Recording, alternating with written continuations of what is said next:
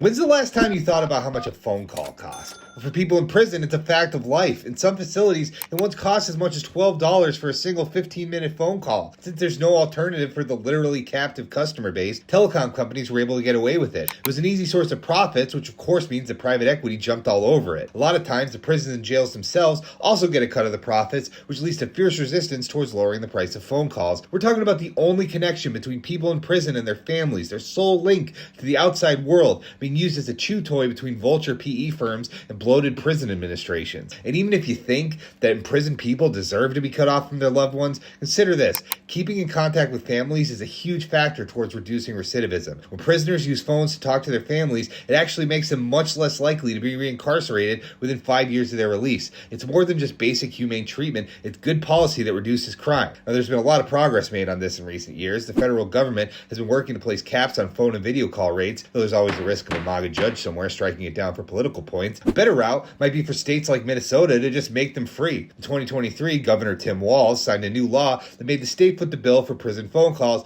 and barred the kickbacks that the Department of Corrections was receiving from the telecom companies. It's a bold move towards making prisons more humane and making sure that people who serve their terms stay out of the system. It's a win-win.